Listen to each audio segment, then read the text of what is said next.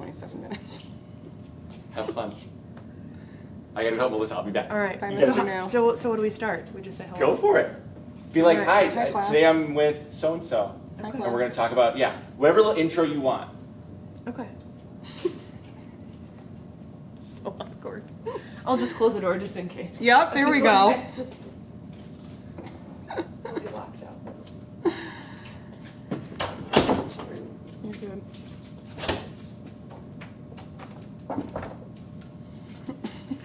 Welcome to the Cher and Courtney Show. Yep, we're your hosts. All right, good morning, good afternoon, good evening, wherever you're tuning in from.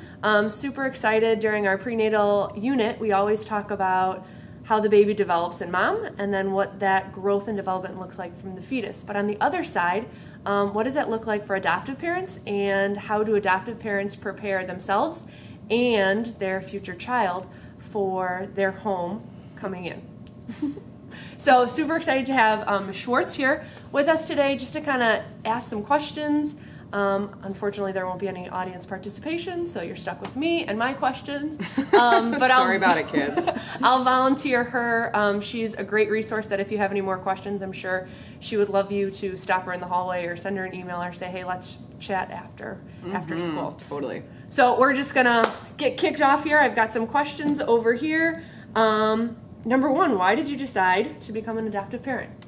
Well, actually, I am adopted myself. My twin sister and I were adopted when we were born. And for me, that was just the most normal way of having a family. Like, I always grew up saying I was going to adopt. I was going to create a family that way. You know, it was as normal to me as pregnancy, just as pregnancy was as foreign to me as adoption tends to be to other people. So it was very natural. But, you know, it then turned out I did have complications even just trying to get pregnant. So it then became just a necessity anyway, because my husband and I didn't want to go towards IVF and drug treatment. So, you know, we always say that we were adoption preferred. But also there was a necessity to it as well. I like that, adoption preferred. Yeah, that's what our counselor called us. So walk us through, okay, we decided no IVF, we decided we were going to become adoptive parents. Like, what did that take from point A all the way to bring our Penny home? The conversation to just skip IVF and go into adoption was very fast. Like, it basically was me calling my husband saying, hey, they want to start talking IVF, and he said, okay, let's look at adoption agencies. And I was like, great, done. We're on the same Love this page. idea. So for me, this was totally, it was a totally natural segue for us. We then looked at a bunch of agencies in the city of Chicago. We went to a couple, the agencies tend to have informational nights where you can go see the staff, see the space, meet other parents that are also looking into adoption, and just kind of learn about the process a little more. We grew up in New Trier Township, and nearby is a place called the Cradle. So the Cradle was always a very familiar name to us. We knew a lot of cradle babies. We knew a lot of cradle parents. And everywhere we went into these other places, they always referred to the Cradle as the best. And it was a very weird thing where one place described it as ice cream. There's the agency that's the what is that, Ben and Jerry's, that was more mom and pop shoppy. And I was well, that's a weird analogy for an adoption agency. They considered themselves more like the Edie's ice cream. Oh. And then they referred to the Cradle as the Haagen-Dazs. And I was well, why wouldn't we go to the Haagen-Dazs? Right. You know, That's the best. You know, adoption's expensive no matter what. And for us, the Cradle had a lot of services that no one else had. So they have a nursery that babies go to after birth. And the reason why that's important is in the state of Illinois, when a baby is born in an adoption plan, the state requires 72 hours after birth before the mom can sign her rights away.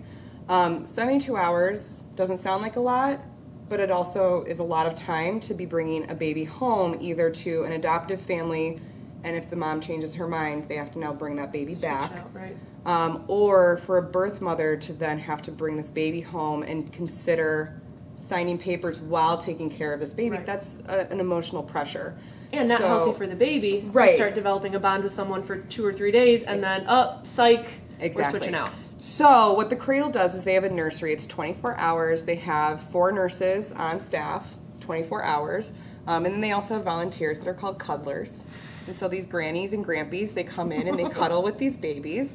And it's just very sweet. And then like the birth moms and the birth families, because a lot of times there's families involved, they have access to these babies 24 hours. Like they can just call and say, hey, we're coming over, and they can see their babies anytime. It's just that it's a third place where they don't have to take care of something that they're considering giving up, and it just takes that little bit of pressure and stress off. So that's something completely unique. The Cradle's actually, I think, the only agency left in the country that has a nursery. Wow. So that was huge for us. And then the other thing they do is they offer counseling services for life for the child. So adoption is a traumatic event, no matter if it's like from birth you've been adopted or you were adopted later in life, there's trauma. And so they offer for both the birth mother and the family, they offer for the adopted child, they offer for the adoptive parents, like everyone gets counseling for life. And that's just one of the biggest things that we were like, you can't find that anywhere else. And then the third thing that the Cradle has is birth families are assigned a counselor and adoptive families are assigned a counselor. So when the baby is born and there's all these emotions and you know you're in this holding pattern anyway, waiting for the birth family to decide if they're really going to go through with it, they have a counselor who's like an independent party just focused on them. The adoptive family, they have a party just focused on them. So really no one has tangled interest, and everyone can make the best decision for them and the baby. And that would, to us, you know, a change of heart situation it's what we call when a mother changes her mind and decides to keep the baby. Change of heart situations are so painful, but that little bit of padding in between is so helpful. So we were just like, we need to spend just, I think it's like another $10,000, but when you're talking a $30,000+ endeavor, that $10,000 actually really just outweighed the benefits, outweighed the price to us. So you almost went shopping for different agencies to see and, you know, comparison, and the Cradle was The Cradle was it. And then once we were with the Cradle, you know, we met with our counselor there. You know, they have counselors assigned to different regions of Illinois. So we were assigned our Lake County person, and she's fabulous. And she just talked us through the paperwork. There's so much paperwork. Like, we had a stack this thick of just paperwork. Like, anything and everything in your life, they want to know about it. Including you have to do a 30-question biography on yourself. Okay. And you have to be honest, and it'll ask things like traumatic events. It'll ask about your childhood. It'll ask about, you know, if there's been a time where you were dependent on alcohol or drugs or tobacco, and you just have to be very honest. So if we're like comparing and contrasting, you're preparing this 30-page biography. Yes. Whereas some moms are just going to get pregnant. We say it takes 2 to tango. Yes. And there's no paperwork involved in there. Yes. And then on top of that, there are, to do with the initial adoption, I think it's a 10-hour class requirement. So you take classes, and it's things about like what an open adoption looks like, how those kind of operate. A lot of it is about, especially because so many adoptions are multicultural, the children are multicultural. We tend to have a lot of what we call transracial families. So, for example, our family, Penny is half African American, quarter Mexican, quarter white. My husband and I, are white, so we would be called a transracial family because she's a different race than we are. And we as parents have to know how to support her and all these different cultures she represents, and these classes kind of helped us with that. Okay. They also helped with attachment issues, kind of preparing you for things. A lot of it was also about the best class ever, and this is something I wish every parent on the planet could take. Adoptive, biological, okay. Whatever. I wish everyone took this, because it's called Parenting a Child at Risk, and it's basically taking you through what goes into what happens to a child if there's alcohol exposure, what goes into a fetus when it is exposed to different levels of drugs, tobacco. And what's so interesting is, you know, everyone fears the crack baby, right? In the 90s, we had these like big red, terrifying looking babies on Time magazine with like crack epidemic across the Time magazine. And these babies are born addicted to crack cocaine. Right, but the thing is, that's actually only 10% of babies exposed to crack cocaine in the womb. The worst thing for babies overall is alcohol and tobacco. But that is what almost all babies are exposed to in some level, just because of secondhand smoke, or I didn't know I was pregnant and I had two beers with dinner. Exactly. And there's no way with alcohol, especially some fetuses, you know, a woman could be drinking the whole time and there will be no effect. Right. Some fetuses, it's one drink and they have fetal alcohol syndrome. And so there's no level, but like the nice thing about this class is they connect you with resources and with people and with strategies on how to help babies dealing with withdrawal, dealing with not being able to soothe. Self-soothe for babies is the biggest thing when they are affected by drugs. And just like giving you tips like how to hold the baby and do this. I mean, this for some reason is magic. Babies just calm down. I don't know what that is, but they do. Even the most, you know, irritated babies will calm down from that. So it's a really cool class, but 10 hours of class, paperwork, you have to write a biography, you have to do 5 hours of counseling with a counselor at the cradle, you have to do background checks, and you need a CPR card for infancy through adulthood. And so again, if we're comparing and contrasting prenatal biologically versus adoptive parents, okay, yeah, your hospital would offer parenting classes and how to change a diaper, or Lamaze classes of like labor and delivery, but it sounds like it's a much more extensive background check and in-depth look into your life as parents as opposed to just a biological family. And that is just the first step.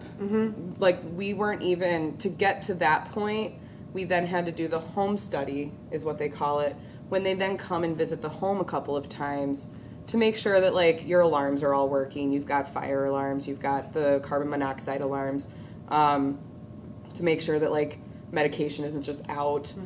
For us at the time, we lived on Grays Lake, so we had to show that we had a fence and that fence couldn't be unlocked by a child or a toddler.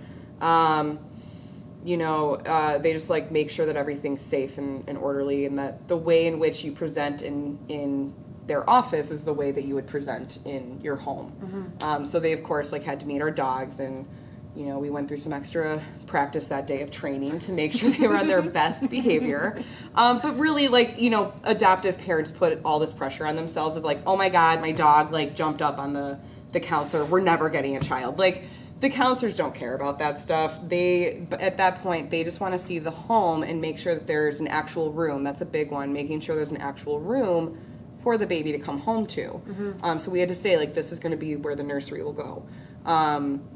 And that's because, you know, unfortunately you have situations where people are adopting children and they're like, oh, here's like, we don't actually have a space for this child, but we just want to bring more kids into our home. Like it starts raising questions. So just to show that you're prepared for a baby. Wow. That's really, and then after that you have to then do a scrap, it's kind of like a scrapbook with pictures of like your family, describing your family, what sort of culture do you have in your family, events that you tend to do. You put a lot of pictures in, and then that becomes your adoption book.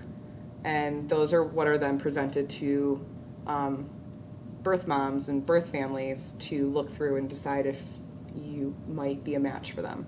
So the cradle has a collection of all the family scrapbooks, and then the cradle's job is to maybe pick a couple that maybe would fit that biological family. Yes. Okay, here's a couple, and then they can look through pictures of you and your husband, of the dogs. Yes, they see us, they see my husband, they see my dogs, they see our family. They'll see like vacations that we always go up to Door County with my husband's family, so we put pictures of that. I'm here so much and because of theater and everything, and I knew that this was going to be, North is such a big part of my life that, I put pictures of North in the theater program, and someone, I get permission from the kids to, use it. But, that way they can see sort of what environment their child will come into. There's usually a picture of the house and the area and stuff. And then the way that the match happens, we call it matching. Okay. So it's kind of like a dating profile. So basically part of the paperwork that we fill out, we have to say, there's a list, and it's about, when I got it, it was a 10-page list of just any health condition under the sun that you could think of. I'm talking various cancers, if someone is missing limbs, anything like that. Eyesight issues, all the way to, heart problems. And then on top of that, there will be mental illness stuff, or, bipolar, schizophrenia, all that. And then there's the drug and alcohol use specific to drugs. And you have to, rate how comfortable you are for a birth mother and father to have one of these things. Okay. Which, when you first enter into this is my biggest litmus test of should you be in adoption? Because the thing is, people self-report, and they self-report all sorts of different things. So we quickly discovered, there's things that we just are afraid of. We're oh, heart issues. We wouldn't want a mother with heart issues, having a child. For some reason, that got into our own head, and we're why would we, that could be passed on to the baby. And so you first answer it as though you're pregnant, and it's about you and how healthy you are. But that's not reality. Our counselor was okay, but I just had a 50-year-old birth father with a 25-year-old birth mother. He had a heart attack. Are you saying you don't want that baby? And we were well, no, we would want that baby. Sure. So it's oh yeah, that's not a big deal. I mean, it's not necessarily a deal breaker. Right, and it's sad for him. I'm sorry he had a heart attack at some Sure. point. But, for us, that wouldn't mean that we'd say no to that baby. Make or break. So you then start changing your view of I'm more concerned about the baby. What am I okay with for the baby to be exposed to? Which really is a lot.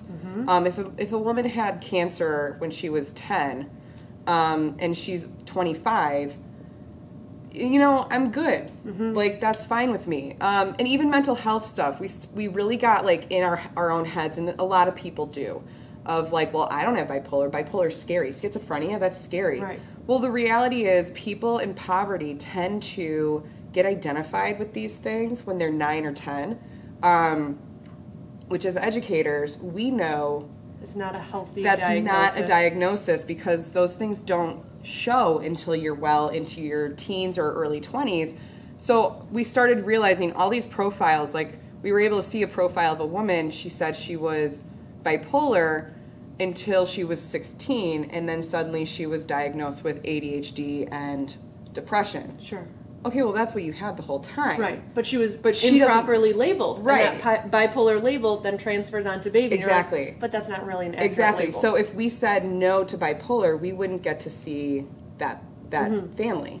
So we just opened up about everything. The only thing we said no to was rape and incest, which I just could not imagine having that conversation with a child. I'm actually now that we're going into our second process, I'm opening up on the idea of rape.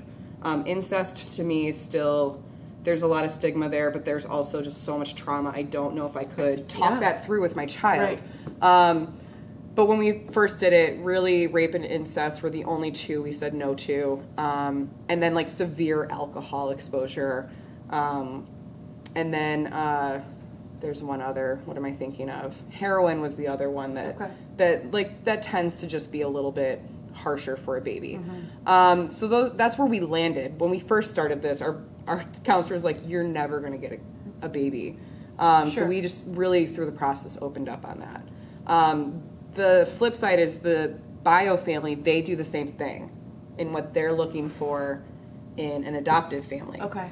They also say what they're open to in terms of race and age and sexual identity. And so for us, we had a lot of situations where we fit because of how open we were to things, but they would want, if it was a black bio family, they would want a black adoptive family. But in the adoption world, black families tend to just take in other family members. They don't officially adopt. Okay. And so adoption's a little taboo in that community, and so there's just not a big pool of black adoptive families. That and honestly, it's expensive. Adoption is a privilege piece, and so that's why you tend to get a lot of white families adopting, just because of socioeconomic history in this country. Which is why, again, the Cradle talks so much and trains us so much on making sure we're not raising our kid colorblind or raising a kid of color white, because it's so damaging. And I think in the 70s and 80s and 90s, people were doing that more, and now we just know from hearing from these people, that was a terrible idea. Right. So there is that piece, but more and more families of color want families of color adopting their children. So then when there's no pool of that perfect parents. match, they then have to choose, do I pick a white family who's close enough, or do I parent this child? Sure. What's more important to me and the decision I'm going to make for this child? Exactly, and it's honest to God 50-50 wow. chances. So, that's the piece. So you have to have everyone kind of matched up according to the things, and then there's priorities on the adoptive mother's side. But the adoptive families make the choice. No one is influencing them. No one's forcing them into anything. They could have their baby and go past the 72 hours. As long as they haven't signed anything, they can take that child home. Wow.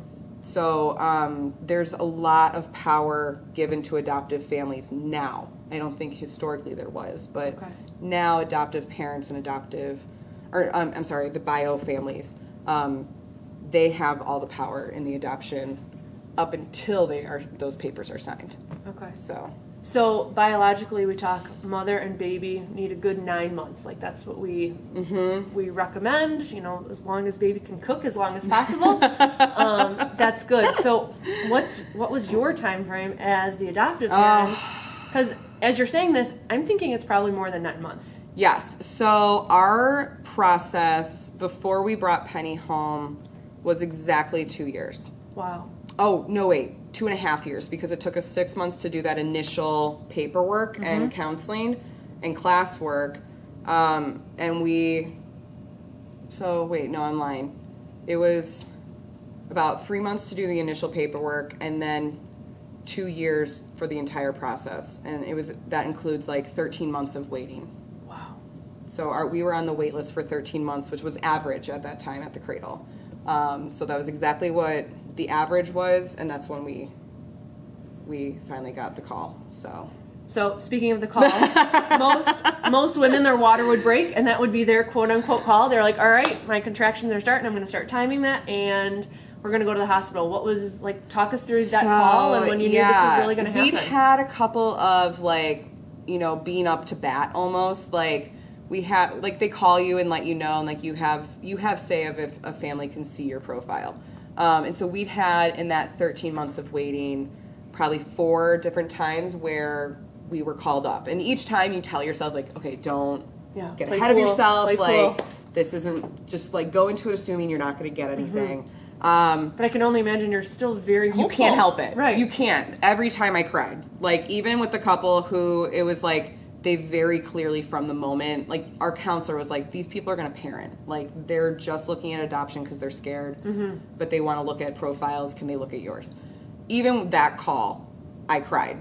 There was no way I could not. But with Penny, it was different. So it was actually Labor Day. We were filming this right after Labor Day. It was the Friday before Labor Day weekend. I get sick every Labor Day, every single year. I have to take either Friday or Tuesday off from school. That year, I had to take Friday off. I had no voice. I had a really bad bronchitis. I was homesick. And I get a call from our counselor, and I'm like, shut the front door. Is this it? I'm so sick. And I answered, and she's like, oh my God, I need you to get to a doctor, like, right away. And I'm like, what's happening? So it turned out Penny had been born a month earlier. Okay. Her mom did not know that she was pregnant until she gave birth. Right. And Penny had been in the cradle nursery since then. Like, Okay. basically, she gave birth and I think was presented with a bunch of options. And the cradle's pamphlet was given to her, so she called the cradle, and the cradle took care of Penny. Mm-hmm. She came to visit Penny every other day with her other son. So Penny's got an older brother who's 2 years older. He's with mom still. Coincidentally, his name is Kenny, with a K. We didn't know this when we Kenny named and her. Kenny. We had no idea. But her thing was she didn't want to choose a family. It was too much for her to go through the process of looking at profiles and everything. And what the cradle does in that situation is they look at all of her wish list and they find the longest waiting family with that criteria. With the match that would still. And then they go to that family and say, here's the situation, here's the child. Like they told us her mom's medical history as self-reported. We knew enough about dad's via mom. They were in the process of splitting up, is our understanding. So mom knew enough. And then because Penny was already born, when a child is born in the hospital, and especially when the parents say they don't know that they were pregnant, and especially when there's a possible adoption, they just do a screening for drugs and alcohol. So we got that result from Penny being born, and then a few weeks later she was looked at by another physician, and we looked at that. So for us, it was very easy because she was already there, and we'd already had these doctors look at her and say, she's great. Yeah. She was little. She was under, I think she was about 4 pounds. Wow. Because we think she was about a month early. Okay. But there was no prenatal care. Sure. And mom, drank and smoked through the whole thing. She claimed she didn't do anything else, but she and Penny had tested positive for marijuana, which, I gotta be honest, all of the tests say nothing about marijuana. Like, we don't know anything about adverse or any effect. Not to say that you should be smoking marijuana when you're pregnant, but that will be interesting now in the next Right. year when that does become legalized, how that will change those screenings. Okay. But we did our research, and then my friend's a nurse, so we had her look it over, and she was like, there's no red flags from where I can see, and we were like, great, that's kind of confirming what we thought. And so we called back on that Monday or the Tuesday morning after Labor Day, because we had a long weekend that we had to sit there and thinking just be about it. Well, because we didn't have a chance to really we called back, but they were like, there's nothing. Everyone's home. It's a Went long home. weekend, It's a long weekend. So Tuesday morning, I came here. I called our counselor. I said, we're for sure in. What's next? I've got a boss that I need to let her know what's going on. And they were like, mom's just really unsure. It could be another week or two before she signs papers. And I was like, okay, can we meet Penny? And they were like, we can't do anything until we talk to mom. Mom's coming today. Okay, great. I then taught all day, and I'm looking at the clock right now,